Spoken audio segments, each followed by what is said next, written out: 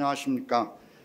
저는 금년 2023년 더벨 건설 부동산 포럼의 좌장을 맡은 한양대학의 박동규 교수입니다. 예, 반갑습니다. 오늘 여러분께서 이미 들으셨겠지만 건설 부동산 포럼의 핵심 주제는 부동산 PF, 지금 시장 상황과 여기에 따른 좀 문제점인 것 같습니다.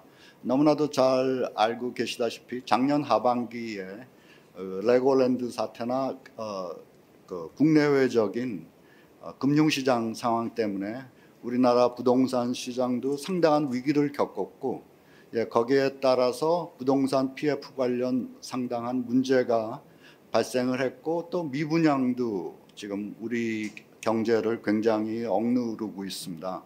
그래서 이 문제가 아직도 진행형인 상태이고, 물론 어느 정도 좀 수그러들기는 수그러들었지만 향후 우리나라 경제나 혹은 국민의 소득에도 상당히 영향을 미치는 문제이기 때문에 여기에 대해서 아마 주최 측에서 세 분의 전문가를 섭외를 하셨고, 오늘 굉장히 의미 있는 우리 주제 발표를 들었습니다. 먼저 삼성증권 이경자 애널리스트님께서는 우리나라 2023년 지금 제가 말씀드린 문제가 되고 있는 부동산 PF 시장을 전반적으로 점검을 해주셨습니다. 그런데 지금 다행스럽게도 발표 내용에 따르면 지금 우리나라의 부동산 PF 문제가 우리가 우려하는 것보다는 건설사들에게 중요한 체계적인 리스크로 전이될 가능성은 그렇게 크지 않다 하는 요지의 발표를 해주셨고요. 그 다음에 두 번째 발표해 주신 한국건설산업연구원의 김성환 박사님께서는 최근에 부동산 PF 사태와 관련해서 지금 미분양 주택이 상당히 늘어나고 있다.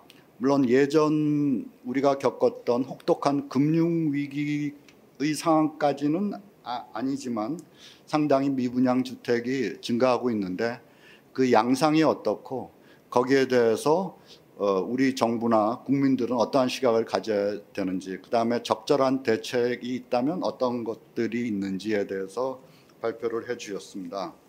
그 다음에 마지막으로는 상당히 좀 어렵고 전문적인 문제인데, 부동산 개발 시장의 법적 분쟁이라는 제목으로 법무법인 화우의 박영우 변호사님께서 부동산 PF와 관련해서 지금 현재 법적 분쟁이 있다면 어떠한 양태로 이게 전개가 되고 있고, 실제 거기서 각종 주체들, 시행사나 신탁사나 이러한 주체들이 손실을 보지 않으려면 어떤 식으로 대처해야 되나, 굉장히 좀 법률적이고 전문적인 문제인데 쉽게 잘 발표를 해주신 것 같습니다.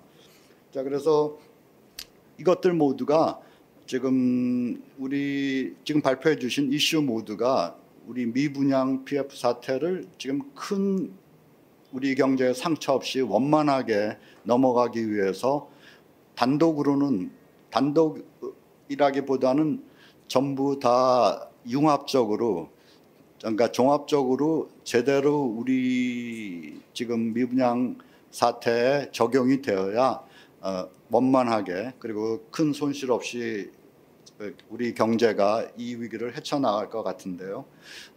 하여튼 세 분의 말씀이 우선 각각 개별적으로 대책을 제시했지만 우리 정책 당국자들은 이걸 좀 종합적으로 반영을 해서 현실 우리 시장 상황에 좀 더 맞는 적절한 대책을 금감원이나 국토부나 기재부나 좀 더 심각하게 생각해 봐야 될 때가 되었다고 생각이 됩니다.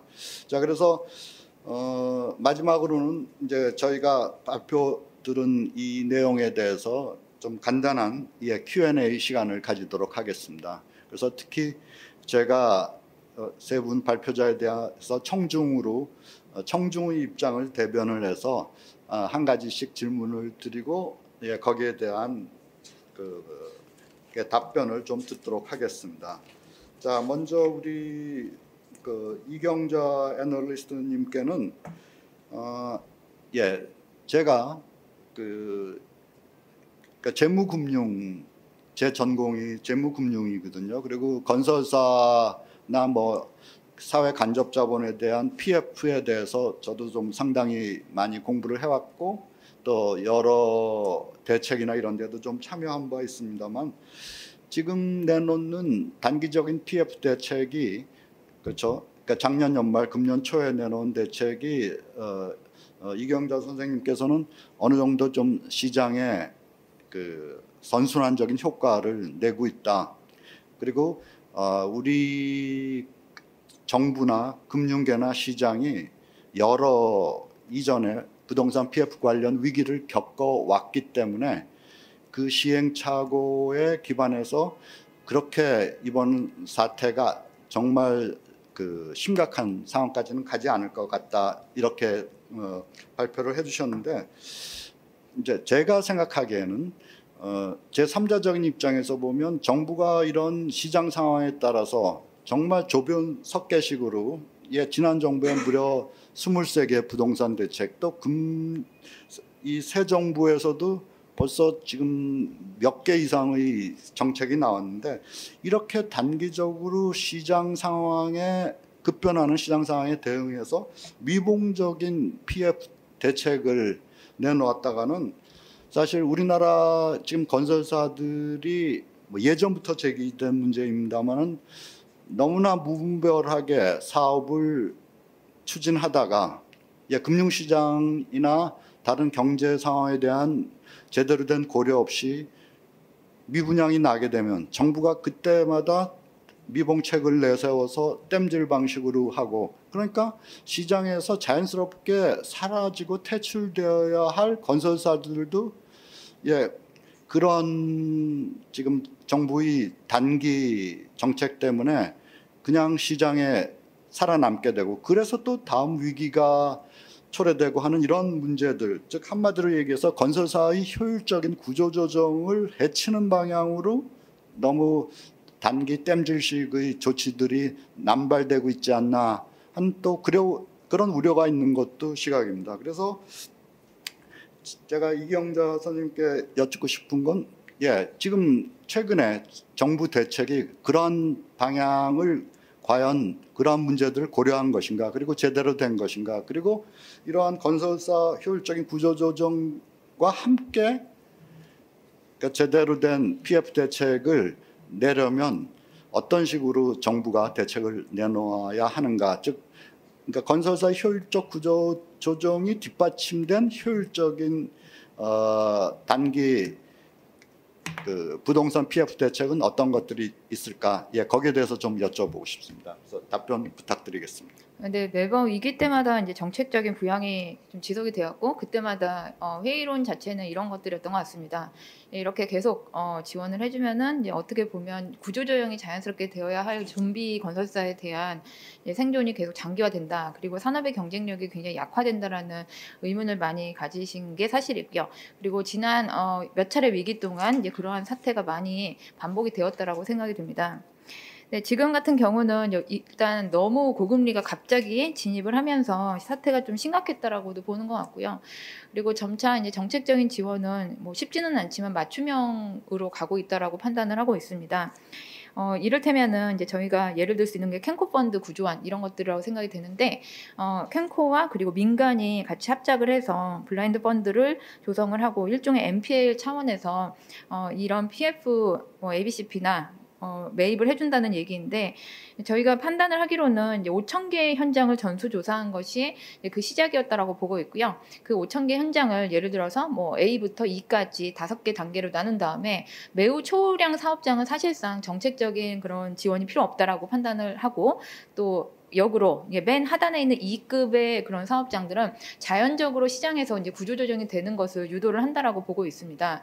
그리고 지금 정책적인 지원이 개입이 되는 부분이 이 BCD 라인에 있는 약간 애매한 중급 정도. 그런데 일시적인 신용 경색에 의해서 좀 좌초될 경우에 굉장히 사회적으로 경제적으로 파급이 큰 사업장에 지원을 해주는 의미라고 판단을 하고 있고요. 그리고 과거에는 그런 정책적인 지원이 단순하게 미분야 매입을 해준다든지 어떻게 보면 모럴 해저드를 야기할 수 있는 그런 방향이었다면은 지금의 민간의 금융 지원을 같이 끌어내므로써 특히 민간은 시장 논리에 입각해서 우선적으로 지원을 하기 때문에 과거 대비해서는 무차별적인 지원이 아니라 이제 독자 생존할 수 있는 그런 자생력도 길러주는 방향으로 많이 보강이 되고 있다라고 판단을 하고 있습니다. 그리고 향후에 조금 안정이 된다면은 그런 정책적 지원도 훨씬 더 세분화되고 또 과거 대비해서는 이제 건설사들이건 아니면 참여한 금융권 모두가 좀 장기적으로 좀 위험에 대해서 관리를 할 수 있는 방향을 유도할 것으로 판단을 합니다. 예, 예, 이경자 선생님, 예, 애널리스트님, 예, 잘 들었습니다. 지금 제가 우려한 것보다는 지금 정책 당국에서 이러한 구조조정 문제도 도외시하지 않고 염두에 두고 지금 시책을 펼치고 있는 것 같습니다. 그래서 어느 정도 안심은 됩니다만 좀 정책 당국 입장에서는 이런 문제도 항상 염두에 두고 그 PF 대책을 세워야 된다는 건 항상 좀 그 상식인 것 같습니다. 그래서 예, 향후에도 좀 그러한 효율적인 대책이 나오기를 기대를 합니다. 예, 그다음에 두 번째 발표를 해주신 우리 김성환 박사님께 질문 좀 드리겠습니다. 아까 이제 마지막으로 결론 부분에서 이 미분양 문제에 대해서 정부가 내놓는 각종 대책이 일관성 있게 운영이 되는 게 필요하다. 그러니까 과거에 그렇게 되지 못했다는 거죠. 그래서 특히 우리 이런 일반 국민들의 입장에서 제가 좀 여쭤보겠습니다. 사실 이전 정권과 현 정권의 지금 부동산 정책이 너무나 급격하게 유턴을 하는 바람에 굉장히 많은 일반 국민들, 심지어 금융권이나 전문가들도 어리둥절해하고 있거든요. 그러니까 1, 2년 전에 이렇던 제도가 정권이 바뀌었다고 갑자기 바뀌어서 뭐 세제부터 뭐 LTV까지 정말 그 혼란을 겪게 하고 있는데 뭐 이게 어제 오늘의 문제는 아닙니다만 이 정권 교체 즉 그러니까 이념이 다른 혹은 지향 방향이 다른 정권 교체 때마다 우리 부동산 시장이 완전히 홍역을 앓는데 좀 이렇게 하지 말고 진짜 그게 아마 효율적이지 않다는 건 모든 여기 시청하시는 분들 모든 국민들이 동의할 건데 좀 정권 교체에 좀 외풍을 받지 않는 좀 정권 교체에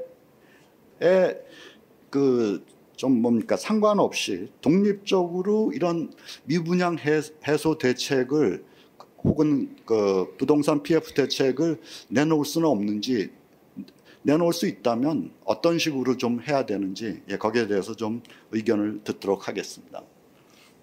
네, 아까 말씀 주셨던 것처럼 사실 이제 지난 정권과 이번 정권이 상당히 이제 대비가 되는 것이 사실입니다. 지난 정권 초기만 하더라도 사실 굉장히 다주택자들이 주택 가격을 올린다라고 하는 측면을 상당히 강조를 하셨었고, 그래서 이제 무주택자들만 시장에 진입을 할 수 있게끔 하겠다라고 말씀을 해왔던 게 지난 정부 초기의 모습이었던 것 같고요. 이것이 사실 주택 20몇 차례에 걸쳐서 정책을 내놓으셨음에도 불구하고 거기에 이제 그 가격이 제대로 따라오지를 못하니까 원하는 방향으로 따라오지를 못하니까 결국에는 이제 정권 마지막 기에는 공급 대책을 내놓으시는 그런 상황으로 이제 변모가 됐다라고 저는 생각을 합니다. 이런 것처럼 사실 주택 시장이라고 하는 거는 수요와 공급이 함께 이렇게 작용하는 시장이다라고 했을 때 수요는 굉장히 빠르게 들어왔다가 빠르게 빠지는 양상을 보이고 있습니다. 왜냐하면 공급은 부동산 시장의 특성상 사실 사업이 기획되고 거기에서 공사가 진행이 되고 시공이 돼서 입주를 하는 데까지 상당히 시간이 걸리지만 수요는 언제든지 내가 집을 사고 싶으면 수요자로 들어올 수가 있는 그런 상황입니다. 그래서 사실 이게 정권별로 뭔가 이제 수요와 공급이 바뀌느냐 아니면은 수요와 공급이 바뀌어서 정권별로 뭔가 이 정책이 바뀌느냐에 대한 선후 논쟁은 사실 이제 굉장히 첨예한 대립이 있는 부분이긴 합니다. 이 입장 간의 대립이 상당히 첨예하기는 한데요. 저는 그렇게 생각을 합니다. 공급이 어느 정도 일정하게 된다라는 믿음을 시장에 준다라고 하면 수요가 어느 정도 지금 또 최근에 몇 년간 수요가 굉장히 빠르게 들어왔다가 좀 빠르게 빠지면서 주택 가격이 빠지는 이런 현상들을 나타내고 있는데 공급이 시장에 계속해서 어느 정도 일정 수준 이상 있을 거다라는 믿음을 준다라고 하면 수요가 그렇게 급격하게 들어왔다가 급격하게 빠지지는 않을 거라고 저는 생각은 하거든요. 근데 뭐 물론 이제 다들 아시다시피 우리나라 그 대부분 가계의 한 70%에서 80% 자산이 부동산으로 이루어져 있고 거기에서 주택 가격이 오르고 내리는 거에 따라서 대부분 가계의 자산이 이제 늘어났다가 줄어났다가 줄어들었다가 하는 그런 와중에 사실 그 수요를 뭐 정확하게 이렇게 조절을 하기는 사실 어렵다고 생각은 됩니다. 그렇지만 그럼에도 불구하고 공급이 어느 정도 지속적으로 유지가 된다라는 시그널을 시장에 준다라고 한다면 사실은 수요도 어느 정도 따라올 수 있을 거라고 생각이 들고 그런 차원에서 지난 정부 말 그리고 거기에서 이어받아서 이번 정부 초에 말씀을 하셨던 270만 호 공급 정책이라고 하는 것은 지금 와서 보면 상당히 좀 무리한 어떻게 보면 수요자 우위 시장에서 공급을 많이 하겠다라고 하는 차원에서 나온 정책이기는 하지만 저수지를 마련을 해놨다. 그러니까 270만 호라는 언제든지 풀 수 있는 저수지를 마련을 해놨다라는 측면에서는 저는 긍정적으로 평가를 하고 이것이 시장에서 이제 아마 이런 미분양 문제라든지 이런 것들이 계속되게 된다라고 하면 그렇게 되지 않았으면 좋겠지만 그렇게 된다라고 하면 민간에서 공급을 줄이기 시작할 겁니다. 그러면 공급에서 어느 정도 또 그 부족할 수 있는 그 공급량을 메워줄 수 있는 그런 차원의 정책을 이미 세워놨다라는 측면에서 저는 이제 긍정적으로 평가를 하고요. 이것이 결국에 이제 미분양 이걸 줄일 수 있는 그리고 미분양이 안정적으로 관리가 될 수 있는 단초가 될 수 있다라고 생각을 합니다. 그리고 미분양에 대해서 특히 이제 중심적으로 생각을 해보면 저는 이제 지금 마련이 되어 있는 위축 지역 그러니까 분양이 위축되고 있는 지역에 대한 빠른 이런 그러니까 위축 지역에 대해서 빠르게 적용을 하고 그리고 그 적용 요건이나 해제 요건이 충족이 되었을 때 빠르게 적용을 시켰다가 빠르게 해제를 하는 그런 부분들이 정량적으로 이루어져야 된다라고 저는 개인적으로 그렇게 생각하고 있습니다. 예, 감사합니다. 예, 유용한 답변 잘 들었습니다. 자, 마지막으로 그러면 그 법무법인 화우의 박영우 변호사님 발표해 주신 내용과 관련해서 정말 너무나 기본적이고 기초적인 문제인데 이 투자자 특히 그 건설사 보증한 PF나 증권사 보증한 PF 사업장의 그러니까 미래 현금 흐름을 기반으로 ABCP나 그 전자단기 사채가 발행되지 않습니까? 그런데 그걸 사는 개인 투자자들이 굉장히 많습니다. 그래서 특히 작년 연말 같은 경우에 혹시 그걸 사놨는데 이 PF 사업장에 문제가 생길까 봐 노심초사하고 잠 못 이루는 투자자들도 굉장히 많았거든요. 그래서 투자자 입장에서 크게 이제 건설사 보증 PF 그다음에 증권사 보증 PF가 있는데 우리가 그러한 미래 현금 흐름에 기초해서 발행된 CP나 전자단기 사채를 살 때 어떤 점들을 좀 유의해야 될지 말씀 좀 부탁드리겠습니다. 예, 좋은 말씀 주신 것 같습니다. 기본적으로 투자자 입장에서는 자신이 투자하고자 하는 물건의 특性그리고 위험도를 검토를 할 수 있어야 될 것 같습니다. 어떤 전단체라든지 아니면 그 금융 투자 상품이 본인에게 가장 적합한 것인지 그리고 만기가 언제고 수익률이 무엇이고 그 다음에 그 금융투자 상품에 적혀 있는 위험의 내용이 무엇인지를 충분히 보시고 그 위험을 인수할 수 있는 상황에서의 합리적 의사결정이 필요하고, 이거는 사실은 법률적인 걸 떠나서 사실 원칙론으로는 그게 맞고요. 시공사가 관여한 보증 혹은 이제 증권사가 나중에 다시 매입 확약을 해주는 그러한 전단체의 경우에도 결국 개별적인 신용도가 어느 상황에서 발행이 되었는지, 그리고 그 사업장이 나중에 수분양자가 어느 정도 분양률이 예측이 되고, 그 다음에 시행사나 시공사가 어디가 들어왔고, 그 다음에 금융주관사가 어디이고, 결국 개별적이고 구체적인 내용들을 종합 분석을 해서 거기서 발행하는 전단체에 대한 검토가 필요한 내용이라고 생각합니다. 결국 투자자 입장에서 합리적 의사결정을 내릴 수 있는 충분한 자료가 만들어져야 하고, 그 자료를 투자자 입장에서도 정확하게 판단할 수 있는 의사결정 능력도 같이 갖추어야 할 것으로 생각합니다. 예, 감사합니다. 근데 현실은 이제 이런 걸 증권사에서 팔 때 혹은 증권사 직원이 권유할 때 사실 투자자들에게 거의 얘기를 잘 해주지 않습니까? 그냥 안전하다, 뭐 몇 개월 뒤니까 큰 문제 없다 하는 그런 그 우리의 멘트만 듣고 투자하는 경우가 많은데, 좀 이런 걸 뭐 최근에 그와 관련해서 또 사고도 많이 났고 그랬으니까 좀 정책 당국에서 혹은 금융 당국에서 이런 좀 투자자를 좀 더 두텁게 보호할 수 있는, 그러니까 잘 모르는 이런 부동산 PF나 미분양의 구조, 그 다음에 사업 구조를 잘 모르는 일반 투자자들도 좀 쉽게 이해할 수 있게 그 설득이 된 후에 투자 여부를 가릴 수 있게 하는 좀 그런 제도적 조치들이 있었으면 하는 바람입니다. 자, 여러분 이제 시간이 거의 다 된 것 같습니다.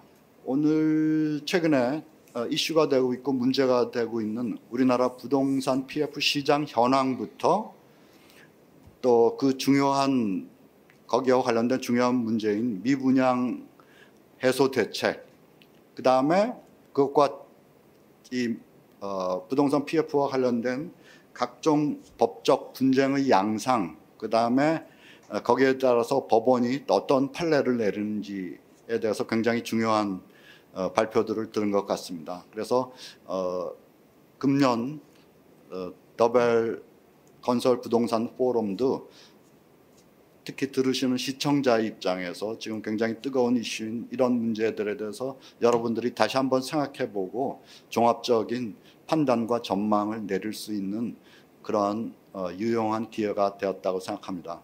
그래서 끝까지 들어주신, 시청해주신 모든 분들께, 그리고 오늘 발표해주신 세 분들께 깊은 감사를 드리며 오늘 세션을 마치도록 하겠습니다. 감사합니다.